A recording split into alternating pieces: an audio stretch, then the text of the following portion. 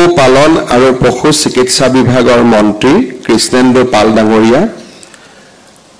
আমাৰ livestock poultry কৰ্পোৰেশ্যনৰ অধ্যক্ষ শ্ৰী মনোজ শইকীয়া ডাঙৰীয়া, অসম চৰকাৰৰ মুখ্য সচিব ডক্টৰ ৰবি কোটা ডাঙৰীয়া, পশু চিকিৎসা আৰু পশু বিজ্ঞান বিভাগৰ আয়ুক্ত সচিব শ্ৰী MS মণিবন্ধন ডাঙৰীয়া, আমাৰ শিক্ষা বিভাগৰ সচিব শাহনৱাজ চৌধুৰী ডাঙৰীয়া, পৰ্যটন বিভাগৰ আয়ুক্ত সচিব শ্ৰী দিগন্ত বৰা ডাঙৰীয়া, উপস্থিত সুধীবৃন্দ, নিযুক্তি পত্ৰ সংগ্ৰহ কৰিবলৈ অহা যুৱক যুৱতী বন্ধু বান্ধৱীসকল আৰু তেওঁলোকৰ অভিভাৱকসকল, উপস্থিত ৰাইজ। আজি আমাৰ ৰাজ্য চৰকাৰৰ 3টা বিভাগ, শিক্ষা বিভাগ, পশু চিকিৎসা বিভাগ আৰু পৰ্যটন বিভাগৰ অধীনত আমি বহু কেইগৰাকী যুৱক যুৱতীক নিযুক্তি পত্ৰ দিবলৈ ইয়াত সমবেত হৈছোঁ। ইয়াৰ ভিতৰত আমাৰ 443 গৰাকী পশু চিকিৎসা বিভাগত ক্ষেত্ৰ সহায়ক, 12 গৰাকী পৰ্যটন উন্নয়ন বিষয়া আৰু 26 গৰাকী আমাৰ প্ৰবক্তা তথা সহকাৰী অধ্যাপক পদত নিযুক্তি পাবলৈ সক্ষম হৈছে। এই নিযুক্তি কেইটা যদি আমি সমাহিত কৰোঁ, যোগ কৰোঁ, তেতিয়াহ'লে আমাৰ চৰকাৰৰ কাৰ্যকালত আমি এই মুহূৰ্তলৈকে 1,20,840টা নিযুক্তি দিবলৈ আমি সক্ষম হৈছোঁ। অৰ্থাৎ 2021 চনৰ পৰা 1,20,000 যুৱক যুৱতীয়ে চৰকাৰী চাকৰি পাবলৈ সক্ষম হৈছে। অহা 10 অক্টোবৰ তাৰিখে আমি ৰাজ্যত একেলগে আৰু প্ৰায় 40,000 যুৱক যুৱতীক নিযুক্তি দিম। নিৰ্বাচনৰ সময়ত আমি ৰাইজক প্ৰতিশ্ৰুতি দিছিলোঁ যে আমাৰ চৰকাৰ ক্ষমতালৈ আহিলে আমি 1 লাখ যুৱক যুৱতীক স্বচ্ছতাৰে নিযুক্তি দিম। কিন্তু সময় আৰু পৰিৱেশৰ লগত খাপ খুৱাই আমি 1 লাখৰ নিযুক্তিৰ দেওনা পাৰ হৈ গৈ আমি প্ৰায় 1,60,000 নিযুক্তি সম্পন্ন কৰিবলৈ আমি সক্ষম হ'ম। এই গোটেইকেইটা নিযুক্তিত আটাইতকৈ উল্লেখযোগ্য দিশটো হৈছে যে আমাৰ চৰকাৰে এতিয়ালৈকে কৰা নিযুক্তিত এটা নিযুক্তিৰ বিৰুদ্ধেও উচ্চ ন্যায়ালয়ত বা আন ন্যায়ালয়ত আবেদন হোৱা নাই আৰু এক প্ৰকাৰ ক'ব গ'লে সম্পূৰ্ণ ন্যায় আৰু স্বচ্ছতাৰ ভিত্তিত আমি নিযুক্তি কৰাৰ বাবেই কোনো যুৱক যুৱতীয়ে নিজকে বঞ্চিত অনুভৱ কৰা নাই আৰু আদালতত যোৱাৰো তেওঁলোকে পোষকতা কৰা নাই। অৰ্থাৎ চাকৰি পোৱাজনেও স্বচ্ছতাৰ ওপৰত আস্থা ৰাখিছে আৰু চাকৰি নোপোৱাজনেও চৰকাৰৰ ওপৰত বিশ্বাস ৰাখিছে যে যিগৰাকীয়ে চাকৰি পাইছে মোতকৈ তেওঁলোক অধিক যোগ্য, মই এইবাৰ নাপালোঁ, অহাবাৰ মই তাৰ কাৰণে প্ৰচেষ্টা কৰিম। এনে ধৰণৰ পৰিৱেশ আমাৰ ৰাজ্যত কেতিয়াও দেখা পোৱা নগৈছিল। কোনোবা এটা নিযুক্তি দিবলৈ হাতত লোৱাৰ লগে লগে বহু গোচৰ আৰু ৰিজাল্টৰ পিছত হোৱা বিতৰ্কই আমাৰ চৰকাৰী চাকৰিৰ বাবে প্ৰয়োজনীয়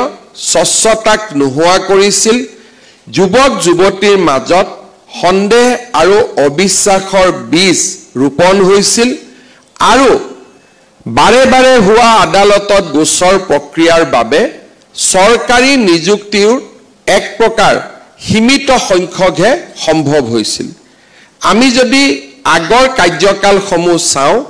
কোনোবা এটা চৰকাৰে 5 বছৰত অতি বেছি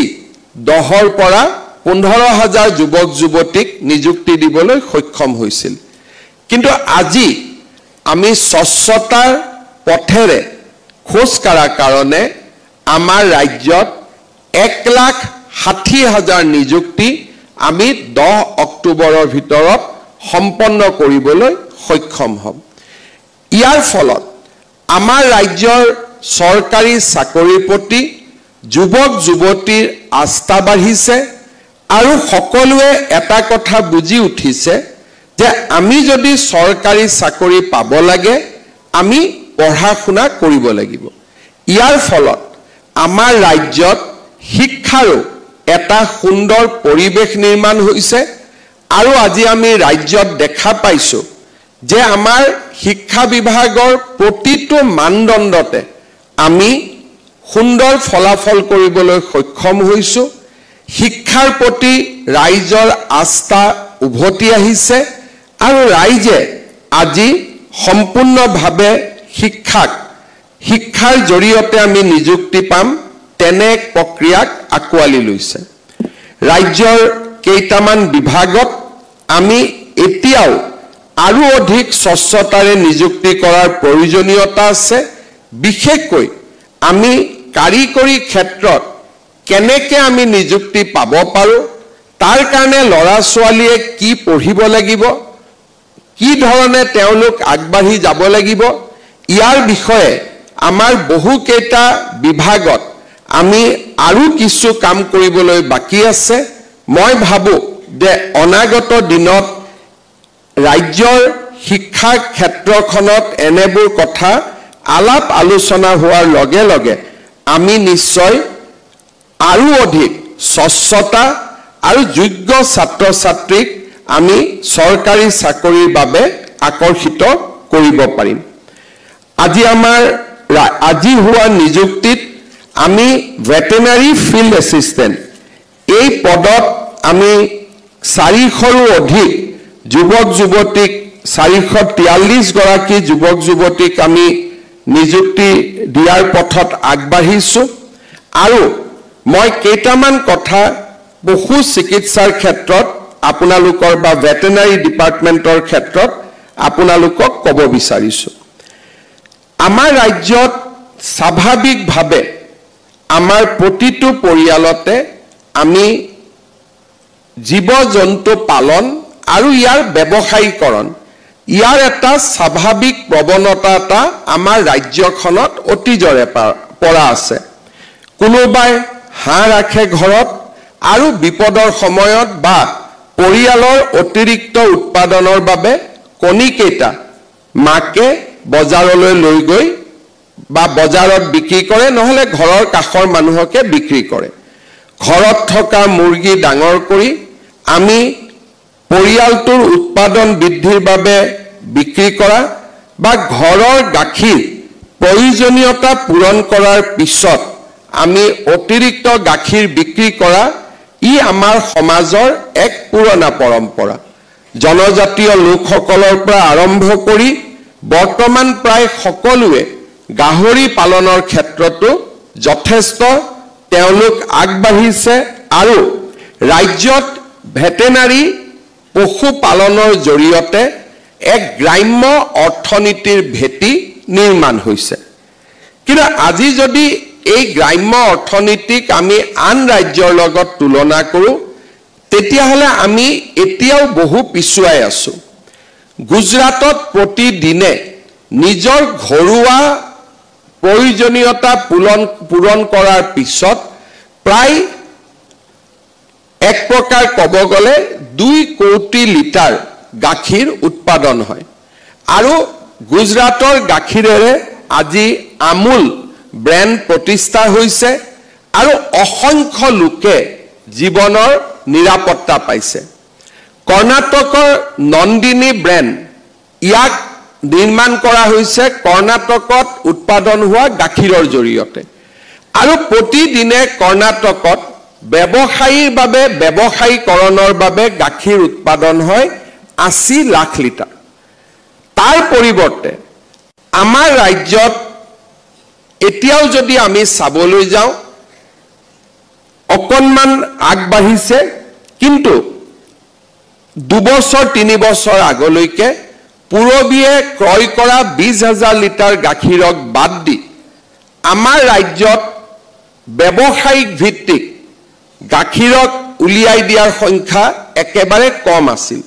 কোনোবাই নিজৰ ঘৰৰ কাষত গাখীৰ উৎপাদন কৰি ঘৰত গাঁৱত বিক্ৰী কৰিছে হি এটা বেলেগ হিচাপ কিন্তু প্ৰসেসিং কৰিবৰ কাৰণে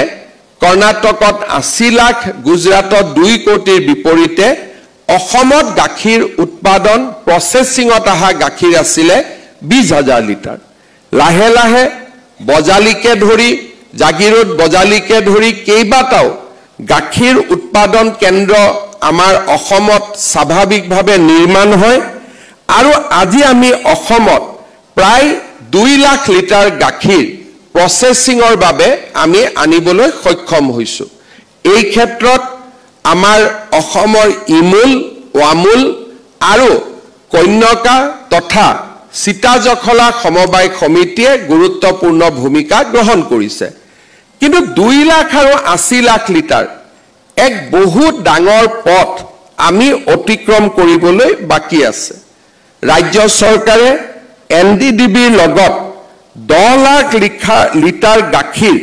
উৎপাদন সংশোধন আৰু বিপণনৰ বাবে আমি এটা North East Dairy and Foods Limited নামৰ প্ৰতিষ্ঠান নিৰ্মাণ কৰিছো এই প্ৰতিষ্ঠানটোৰ জৰিয়তে আমি অসমৰ বিভিন্ন জাগাত সংশোধনৰ বাবে ব্যৱস্থা হাতত লৈছো ধেমাজিত 1 লাখ লিটাৰ জোৰহাটত 1 লাখ লিটাৰ ডিব্ৰুগড়ত 1 লাখ লিটাৰ কাছাৰত 1 লাখ লিটাৰ আৰু বজালিত প্ৰায় 25,000 লিটাৰ আৰু আমাৰ গুৱাহাটীত পুৰবী ডায়েৰী বুলি য'ত কয় তাত 3 লাখ লিটাৰ এই ধৰণে আমি 10 লাখ লিটাৰ গাখীৰ উৎপাদনৰ এটা আমি লক্ষ্যত আগবাঢ়িছো গাখীৰ প্ৰসেসিং কৰাৰ পিছত এই গাখীৰেদি আমি বিভিন্ন জাগাত মাল্টি ব্ৰ্যান্ড মিল্ক পাৰ্লাৰ আদি নিৰ্মাণ কৰিব খুজিছো মাখন দৈ ক্ৰীম আইসক্ৰীম আদি আমি বজাৰলৈ উলিয়াব খুজিছো যাতে কৃষকৰ আমদানি বা কৃষকৰ উৎপাদন বৃদ্ধি হ'ব পাৰে অহা কেইটামান দিনৰ ভিতৰতে প্ৰতি লিটাৰ গাখীৰত যিসকলে প্ৰসেসিংত গাখীৰ দিয়ে তেওঁলোকৰ গাখীৰৰ মূল্যৰ লগত চৰকাৰে 5 টকাকৈ প্ৰতি লিটাৰ ৰাজসাহায্য দিবলৈ সিদ্ধান্ত লৈছে যাতে আমাৰ কৃষকসকল গাখীৰ উৎপাদনৰ প্ৰতি আগ্ৰহী হয় আমাৰ লখিমী আৰু গুজৰাটৰ গিৰ গায়ৰ মাজত আমি এটা যি আমাৰ নতুন এবিধ দুইটাৰ শুক্ৰৰ সংমিশ্ৰণৰ জৰিয়তে লখিমী আৰু গিৰৰ সংমিশ্ৰণৰ জৰিয়তে আমি নতুন প্ৰজাতি এটা যি লখিমীৰ দৰে অসমৰ পৰিবেশৰ লগত খাপ খাব আৰু গিৰৰ দৰে গাখীৰ দিব এই ধৰণৰ আমি এটা নতুন প্ৰজাতি এটা নিৰ্মাণৰ বাবেও আমাৰ পশু চিকিৎসা বিজ্ঞান মহাবিদ্যালয় আৰু এনডিডিবিয়ে যৌথভাৱে কাম কৰিছে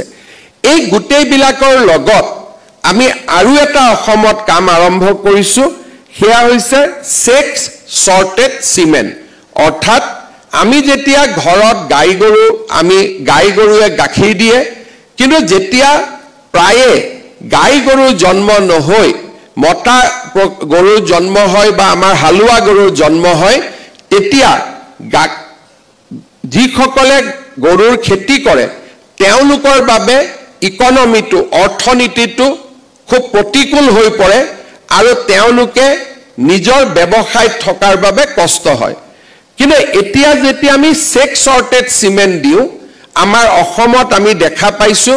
যে 90% আমাৰ সাকসেস ৰেট হৈছে আমাৰ সেক্স সৰ্টেড সিমেন্ট আমি যি গৰুক আমি দিছো তেওঁলোকৰ গাই গৰুৱে জন্ম হৈছে আৰু এই ক্ষেত্ৰটো আমি সফলতা লাভ কৰিব পাৰিছো ইয়াৰ উপৰিও আৰ্টিফিশিয়াল ইনসেমিনেশনৰ জৰিয়তে আমাৰ লখিমীৰো গাখীৰ উৎপাদনৰ প্ৰক্ৰিয়া আমি প্ৰতিদিনে 2-3 লিটাৰলৈকেও বঢ়াবলৈ সক্ষম হৈছো যেটো আমাৰ ভেটেনাৰী ডিপাৰ্টমেন্টে বহু দিনৰ পৰা কৰি আছে এই গোটেই কথাখিনি কোৱাৰ উদ্দেশ্য হ'ল যে ভেটেনাৰী ফিল্ড এসিস্টেন্ট সকলে এই ক্ষেত্ৰত এক গুৰুত্বপূৰ্ণ দায়িত্ব বহন কৰিব লাগিব এতিয়া ৰাণীত আমুলেও 1 লাখ লিটাৰ গাখীৰ সংশোধন কৰাৰ বাবে প্লান প্ৰতিষ্ঠা কৰিব আমুলে বিশ্বনাথতো আন এটা 1 লাখ লিটাৰৰ প্লান প্ৰতিষ্ঠা কৰিব আমাৰ লক্ষ্য যে 2030 চনৰ ভিতৰত 80 লাখ লিটাৰ গাখীৰ উৎপাদন কৰিব নোৱাৰিলেও আমি যাতে 15 লাখ লিটাৰ গাখীৰ অসমত উৎপন্ন কৰিব পাৰো আৰু এই লক্ষ্যত আমি স্বাভাৱিকভাৱে আমি গৈ পাম চৰকাৰে প্ৰথমবাৰৰ বাবে এক দুগ্ধ বিপ্লৱ বুলি নকওঁ কিন্তু দুগ্ধ ক্ষেত্ৰখনত প্ৰথমবাৰৰ বাবে চৰকাৰে ব্যয় কৰিছে যাতে আমি আমাৰ গাখীৰৰ গুটেই এক ইকোসিস্টেম আমি নিৰ্মাণ কৰিব পাৰো দ্বিতীয়তে আমাৰ ৰাজ্যত বিশেষকৈ কণীৰ ক্ষেত্ৰত আমাক যিমান কণী লাগে তাৰ 90% কণী এতিয়াও আমি অসমৰ বাহিৰৰ পৰা আনো যদি আমি দেখা পাওঁ যে আজিকালি লেয়াৰ্স এগ অহাৰ পিছত কণী নিৰ্মাণ কৰা বা কণী 1 লাখ কণী একেদিনাই নিৰ্মাণ কৰা বা উৎপাদন কৰা বহুত টান কাম নহয় আমাৰ বাহুবলী দৰে ব্যৱস্থা আৰম্ভ হৈছে আৰু অসমতো এতিয়া লেয়াৰ্স ফাৰ্মৰ জৰিয়তে 5-6 লাখ কণী আমি একেদিনাই উৎপাদন কৰিব পৰা হৈছো কিন্তু আমি যদি উদ্যোগিক নিৰ্মাণ কৰো আৰু ৰাজ্য চৰকাৰ আৰু বেংকে সহায় কৰে উইদিন 3 ইয়াৰ্স আমি অসমত প্ৰতিদিনে 1 কোটি কণী আমি নিৰ্মাণ কৰিব পাৰো বা উৎপাদন কৰিব পাৰো আৰু ইয়াৰ বাবে আমাক বহুত কষ্ট কৰিব নালাগে 1000 জন আমি মাত্ৰ উদ্যোগিক নিৰ্মাণ কৰিব লাগে ঘৰুৱাভাৱে হাঁহে কণী পাৰিব গাঁৱতে বিক্ৰী হৈ থাকিব হি এখন বজাৰ কিন্তু লেয়াৰ্সৰ জৰিয়তে আমি যেতিয়া ফাৰ্মিং কৰি কণী উৎপাদন কৰিম আমাৰ ৰাজ্যত বাহিৰৰ পৰা কণী আহিব নালাগে আমি ৰাজ্যৰ কণী বজাৰখন আমি ৰাজ্যতে আমি দখল কৰিব পাৰিম আৰু পশ্চিমবংগ দৰে ৰাজ্যলৈকে আমি তাক ৰপ্তানিও কৰিব পৰা হ'ম এই 1000 জন উদ্যোগিক নিৰ্মাণ কৰি তেওঁলোকক সকলো ধৰণে সহায় কৰা আমাৰ আন এক দায়িত্ব হ'ব অসম আৰু উত্তৰ পূৰ্বাঞ্চলত গাহৰিৰ দেশৰ ভিতৰতে আটাইতকৈ ডাঙৰ বজাৰখন আছে আজি যদি আপোনালোকে চাই যে ৰাজস্থানৰ মানুহ তেওঁলোক নিৰামিষ মানুহ বহুত বেছি পৰিমাণে তাৰ মানুহে নিৰামিষ খায় কিন্তু নিৰামিষ খোৱা মানুহে গাহৰি উৎপাদন কৰে আৰু সেই গাহৰি আজি আমি অসম আৰু উত্তৰ পূৰ্বাঞ্চলত আমি বিক্ৰী কৰো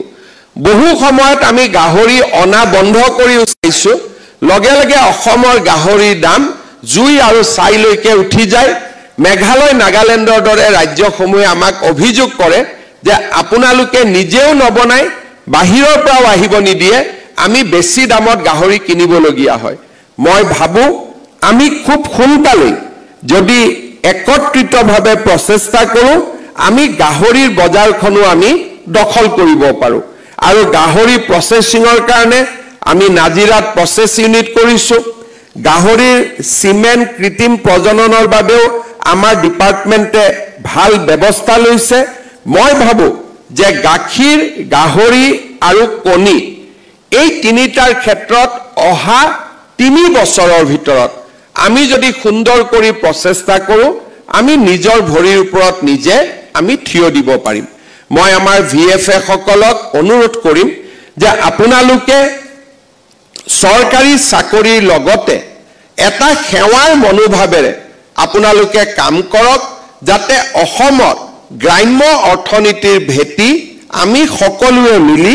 সুদৃঢ় কৰিব পাৰো ইয়াৰ লগে লগে আৰু এটা কথা আমি নিশ্চয় পাতিব লাগিব আজি ভাৰতবৰ্ষত বায়োগেছৰ উৎপাদন এটা ডাঙৰ ব্যৱসায়লৈ ৰূপান্তৰ হৈছে আত্মনিৰ্ভৰ ভাৰতৰ বাবে বায়োগেছ আজি এক প্ৰভাৱী পদক্ষেপ হিচাপে গণ্য হৈছে বায়োগেছ আমি বহুত ধৰণে কৰিব পাৰো নেপিয়াৰ যদি আমি প্লান কৰো নেপিয়াৰেদি আমি বহু বায়োগেছ আমি উৎপাদন কৰিব পাৰো আৰু তাৰ লগে লগে গৰুৰ গোবৰো বায়োগেছ নিৰ্মাণৰ এক ডাঙৰ বেছি এলিমেন্ট বা উপাদান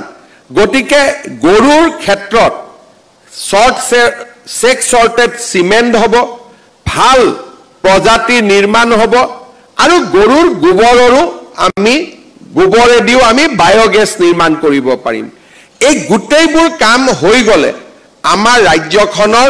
গ্ৰাম্য অৰ্থনীতি বহু পৰিমাণে বৃদ্ধি হ'ব, আৰু তাৰ কাৰণে মই ভাবোঁ যে ভেটেনাৰী ডিপাৰ্টমেণ্টৰ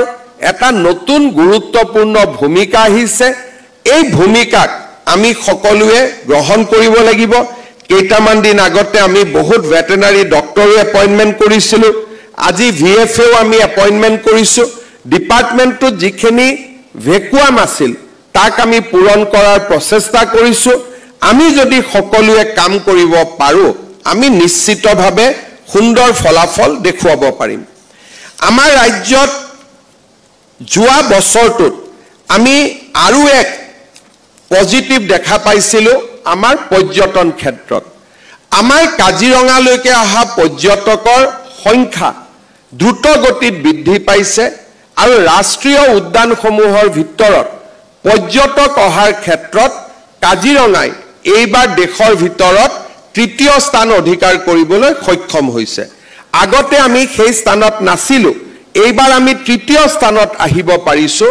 আৰু অসমলৈও ধৰ্মীয় আৰু নেচাৰেল টুৰিজিমৰ কাৰণে যথেষ্ট ঘৰুৱা পৰ্যটকো আহিব আৰম্ভ কৰিছে। কাজিৰঙা আমি গোটেই বছৰ খুলি ৰাখিব নোৱাৰোঁ, কিন্তু মানস আমি গোটেই বছৰ আমি খুলি ৰাখিব পাৰোঁ। ঠিক সেই ধৰণে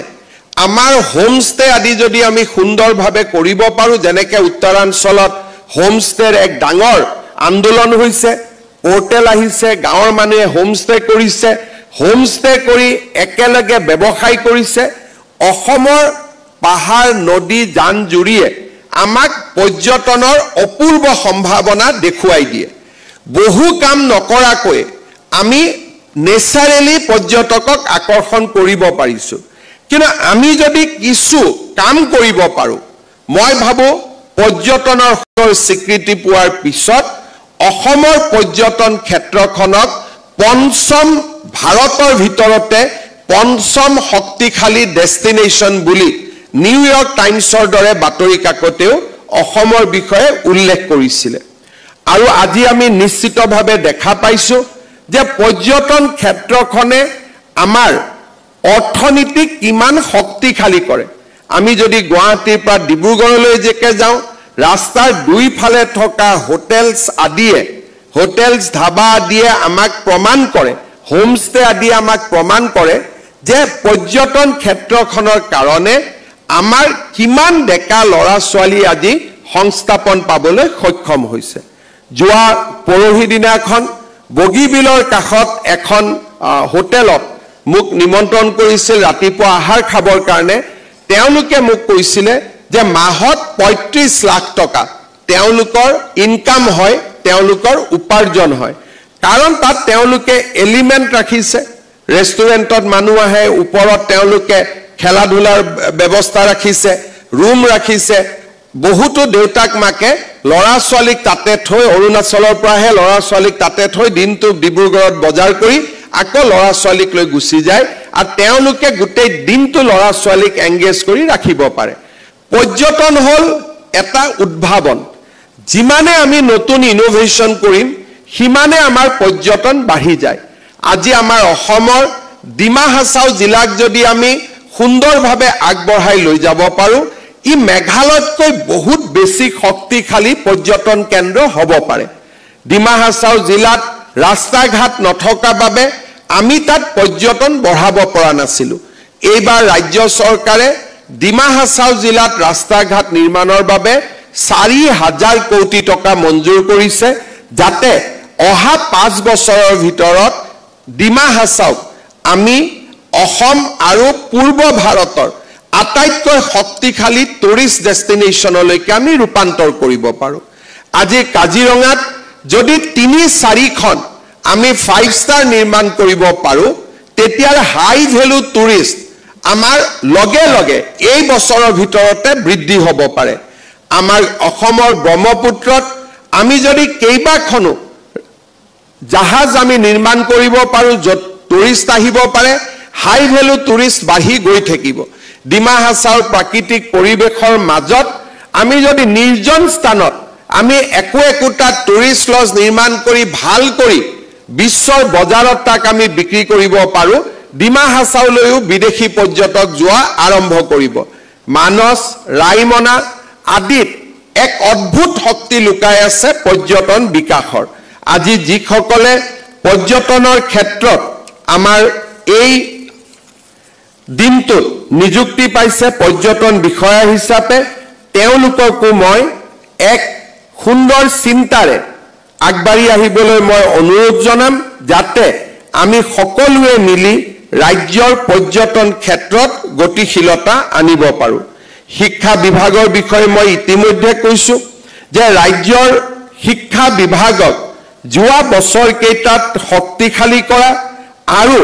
প্ৰতিটো পৰ্যায়তে আমি যাতে শিক্ষকৰ স্বচ্ছ নিযুক্তি ট্ৰেইন শিক্ষকৰ নিযুক্তি আৰু শিক্ষাক আমাৰ উৎকৰ্ষতাৰ আটাইতকৈ ডাঙৰ পদ হিচাপে আমি ব্যৱহাৰ কৰিব পাৰোঁ তাৰ বাবে নিৰন্তৰ প্ৰচেষ্টা চলিছে আৰু ইয়াত SCRT এক ডাঙৰ ভূমিকা নিহিত হৈ আছে মই আটাইসকলকে আজি নিযুক্তি পোৱা আটাইসকলকে মই অসমৰ উন্নয়ন আৰু বিকাশৰ বাবে কাম কৰিবলৈ আহ্বান জনাম 481 গৰাকী নিযুক্তিয়ে অসমখনক যাতে শক্তিশালী কৰে তাৰ বাবে মই আন্তৰিকতাৰে কাম কৰাৰ বাবে আটাইকে অনুৰোধ জনাম আৰু সকলো নিযুক্তিপ্ৰাপ্ত যুৱক যুৱতীক অভিনন্দন জনাম তেওঁলোকৰ অভিভাৱক পিতৃ মাতৃকো মই অভিনন্দন জনাইছোঁ আমি আটাইয়ে মিলি অসমখনক বিকাশ আৰু প্ৰগতিৰ এক নতুন দিগন্তলৈ লৈ যাব লাগিব অসম আমাৰ জননী জন্মভূমি অসমৰ বিকাশৰ বাবে আমি সকলোৱে একেলগে কাম কৰিব লাগিব আমাৰ ৰাজ্যখনক ভাৰতৰ যাতে আমি আটাইতকৈ শক্তিশালী ৰাজ্যলৈ ৰূপান্তৰ কৰিব পাৰোঁ পুনৰ এবাৰ আমাৰ আটাইকেইটা বিভাগ পশুপালন পশু চিকিৎসা বিভাগ পৰ্যটন বিভাগ আৰু শিক্ষা বিভাগৰ মন্ত্ৰী বিষয়াসকলক আজিৰ এই নিযুক্তি পৰ্বৰ বাবে মই অভিনন্দন জনাইছোঁ আমি যোৱা 4.5 বছৰত প্ৰমাণ কৰিছোঁ যে অসমৰ যুৱক যুৱতীসকলৰ সামূহিক স্বাৰ্থক আমি কেতিয়াও আপোচ নকৰোঁ আৰু স্বচ্ছতাৰ মাজেৰে আমি আগবাঢ়ি যাম পুনৰ এবাৰ সকলোকে অভিনন্দন জনাই মই মোৰ বক্তব্যৰ সামৰণি মাৰিছোঁ ধন্যবাদ জয় হিন্দ বন্দে মাতৰম